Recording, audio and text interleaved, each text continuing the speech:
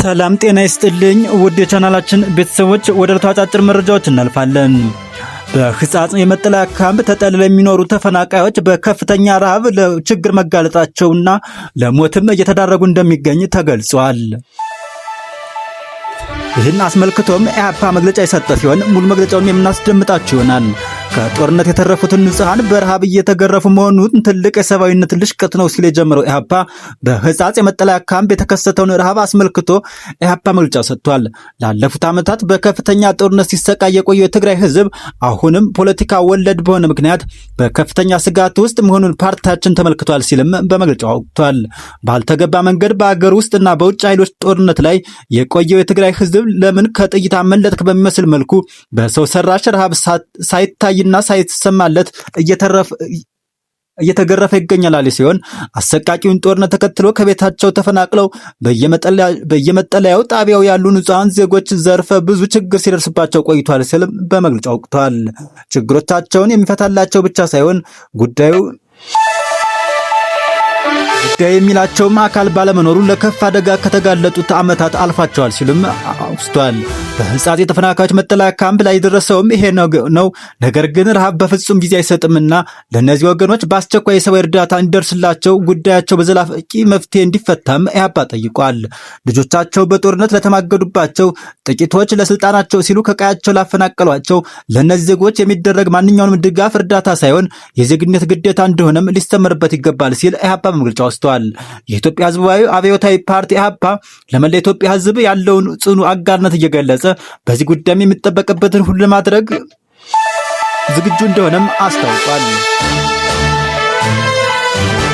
ይህ በእንዲህ እንዳለ በህጻጽ የመጠለያ ካምፕ ላይ አሁን ላይ ያለውን ወቅታዊ ሁኔታም በትንሹ የምንዳስላቸው ይሆናል። ቤቴና ሞሰቤ ሙሉ ነበር። ከቀይ ከተፈናቀልኩ በኋላ ግን ሁሉ ባዶ ታሪክ ሆኗል። እናም 6 ቤተሰቦች ከምንበላው ጦማችን የምናድርበት ጊዜ በዛል ሲሉ በመጠለያ ጣቢያ የሚገኙ ተፈናቃዮች ሀሳባቸውን አጋርተዋል። ጊዜው አስተዳደሩና የመንግስት መዋቅር ረሃቡ መከሰቱ በማህበራዊ የትስስር ገጾች ከመነገሩ በኋላ መንቃቱ የአመራሩ ክፍተት ዋነኛ ማሳያ መሆኑን የአስተያየት ሰጪዎች ገልጸዋል። በትግራይ ህጻጽ ከደም አፋሳሹ የትግራይ ጦርነት በፊት የኤርትራ ስደተኞች ማቆያ መሆኗም ትታወቃለች። በህጻጽ ስደተኛ የተፈናቃዮች የመጠለያ ጣቢያ ዛሬውን ያህል በእህልና ውሃና ሕክምና ጦት የተገረጡ ፊቶች ታይተው አያውቁም። ህጻጽ በዙሪያው ከሚገኙ ወርቅ ማዕድን ሀብት በሚሊዮን የሚገመት ብር የሚዛቅበት ሆኖ ሳለ በጉያዋ ግን በኃይለኛ ረሃብና ውሃ ጥም ተፈናቃዮች ወደ መቃብር ይሸኙበታል። አርሶ አደር ጉሽህ በትግራይ ጦርነት ምክንያት ከምዕራባዊ ዞን ከአደባይ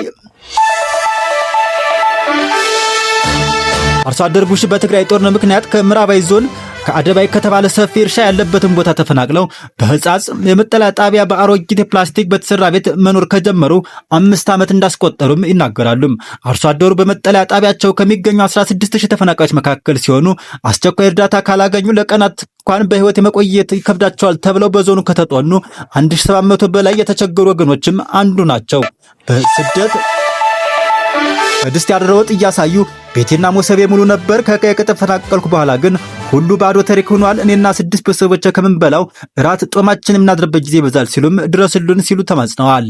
ሌላኛዋ ራሷና 2 ታማሚ ልጆቿን ጊዜ በማይሰጠው ረሃብ ስር መሆናቸውን የገለጹት ተፈናቃይ በረሃብ ወለድ ሞት ምክንያት 2 ሰዎች እየቀበር ነው በማለት ከቀናት በፊት ሞተው የተቀበሩ የአንድ አባት መቃብር ላይ አሳይታለች።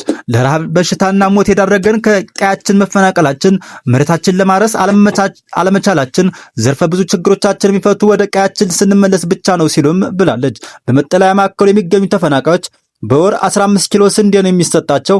የብር 300 ዋጋ ያላት ስንዴ ለማስፈጨት ደግሞ 105 ብር ይጠየቃሉ። ሌላኛው አስተያየት ሰጪ በበኩላቸው አመራሮች የህዝብን ጉዳይ ዘንግተውታል። የምዕራባዊ ዞን አስተዳዳሪ ግዳይ አዘነው እና መሰል የመንግስት አመራሮች በህዝቡ ክፉኛ ይተቻሉ። አመራሮቹ የህዝብ ጉዳይ ዘንግተው አብዛኛው ጊዜያቸውን በፖለቲካ ሽኩቻ ባያውሉ ኖሮ በመጠለያ ጣቢያ የተከሰተው አሰቃቂ ረሃብ ለመግታት ከአቅም በላይ ሆንም ነበር ይላሉ ቃላቸውን የሰጡ አስተያየት ሰጪዎች። አመራሮቹ ህዝቡን መቅደም ሲገባቸው ረሃቡ መከሰቱ በማህበራዊ ትስስር ሚዲያዎች መቀጣጠሉን ተከትሎ መሯሯጣቸው ከህዝብ ዋነኛ አጀንዳ በምን ያህል እንደራቁ ዋነኛ ማሳያ ነው ሲሉም ተችተዋል። በህጻጽ ከሚገኙ ተፈናቃዮች ከ2015 ዓ.ም ወዲህ 300 ሰዎች በረሃብና ረሃብ ወለድ በሽታ ለህልፈት መደረጋቸው የሚገልጽ የዞኑ መረጃም ሰዎቹ በያዝነው ዓመት መሞታቸውንም አረጋግጧል። ምስጋና በትግራይ ለሚገኙ ወጣቶች ይሁንና በእነሱ ምክንያት ችግሩ ወደ ማህበራዊ ሚዲያው በመውጣቱ በአሁኑ ሰዓት ሕጻጽ የብዙዎችን ትኩረት አግኝቷል። የምግብና የቁሳቁስ እርዳታ ከአቅጣጫው የተሰበሰበ መሆኑንም አስረድተዋል። የሰብአዊ መብት ሰብአዊነት ከሚሰማቸው ለጋሽ ግለሰቦችና ድርጅቶች የሚሰጠው ድጋፍ በትክክል ረሃብ እየገረፋቸው ወደሚገኙ ተፈናቃዮች ወገኖች መድረሱን ማረጋገጥ ግን ቀጣይ ዋና ስራ ይሆናል ሲሉም ተናግረዋል።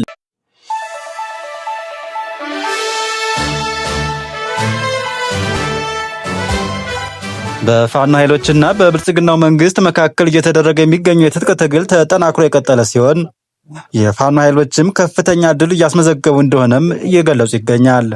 በዛሬው ዕለትም የአማራ ፋኖ ብሔራዊ ኃይል ቴዎድሮስ እዝ 105ኛ ኮር 55ኛ ክፍለ ጦር በሚያስተዳድራቸው ቀጠናዎች የህዝብ ደህንነት ለመጠበቅ ሲባል መንገድ የተዘጋ መሆኑን አሳውቋል።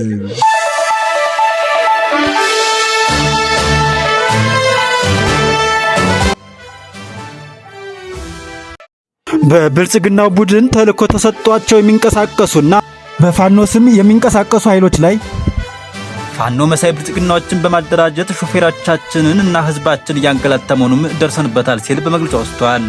በመሆኑም ህዝባችንና ሹፌሮቻችን ከእነዚህ ወንበዴዎች ዘረፋ፣ ግድያ መከላከል ያመች ዘንድ ከዛሬ ጀምሮ ላልተወሰነ ጊዜ ከዚህ በታች በተዘረዘሩ መንገዶች ማለትም ከባህር ዳር ጭንባ ቁንዝላ ደለጎ፣ ከዱር ቤቴ ህብስት ወገዳ፣ ከዱር ቤቴ ሐሙሲት ማማላ፣ ከዱር ቤቴ ቀደምት ላሊበላ ልሁዲ መንገዶች ዝግ እንደሆኑ ማሳወቅ እንወዳለን ሲል መግለጫ ወስዷል። ህዝባችንም በእነዚህ ዘራፊ አካላት ላይ እርምጃ ወስደን በማስተካከል በፍጥነት ክፍት ስለምናደርግ እንደ ወትሮ ሁሉ በትዕግስት እንድትጠባበቁን ስንል በአክብሮት እንጠይቃለን ሲል በመግለጫው አስታውቋል። በመጨረሻም ማሳሰቢያ የሰጡ ሲሆን ይህን መልእክት ጥሶ እገዳ በተጣለባቸው መንገዶች ሲንቀሳቀስ ለሚደርስበት ማንኛውንም ችግር ኃላፊነቱን ራሱ ባለቤቱ የሚወስድ መሆኑን በድጋሚ እናሳውቃለን ሲል የአማራ ፋኖ ብሔራዊ ኃይል ምዕራብ አማራ ቀጠና ቴዎድሮስ እዝ 105ኛ ኮር 55ኛ ክፍለ ጦር የህዝብ ግንኙነት ኃላፊ በፍኖተ አማራ ሚዲያ መረጃውን አጋርተዋል። በመጨረሻም ወደ አሳዛኝ አንድ የደረሰን አሳዛኝ መረጃ ሲኖር ሕፃን ሀበን ካሱ ተገሎ ተገኝቷል። የ7 ዓመቱ ሕፃን ሀበን ካሱ ከአዲስ አበባ ሰሚት 30 ሜትር አካባቢ እሁድ ታህሳስ 5 2018 ዓ.ም ከቤት እንደወጣ አለመመለሱን ተከትሎ ቤተሰቦቹ በተለያየ ማህበራዊ ሚዲያዎች አፋልጉኝ ተማጽኗቸውን ሲያቀርቡ እንደነበር ይታወቃል። ከቤት እንደወጣ ሳይመለስ የቀረው ሕፃን ሀበን ካሱ ተገሎ መገኘቱን ፖሊስ አስታውቋል። ፖሊስ የህፃኑን መገደል ዛሬ ጠዋት ለቤተሰቦቹ ያረዳ ሲሆን ቤተሰቦቹንም ለአስክሬን ምርመራ በሆስፒታል ይገኝ የነበረውን አስክሬን በመረከብ ስርዓተ ቀብሩን ፈጽመዋል። ስርዓተ ቀብሩን በዛሬው ዕለት 8 ሰዓት ተኩል ሰሚት በሚገኘው ቅዱስ ጊዮርጊስ ቤተክርስቲያን የተፈጸመ ሲሆን ሕፃን ሀበብን የገደለው ተጠርጣሪ በፖሊስ ቁጥጥር ስር መዋሉ የተገለጸ ሲሆን ሕፃኑን በመግደል የቀበረበትን ስፍራም በመምራት አሳይተዋል።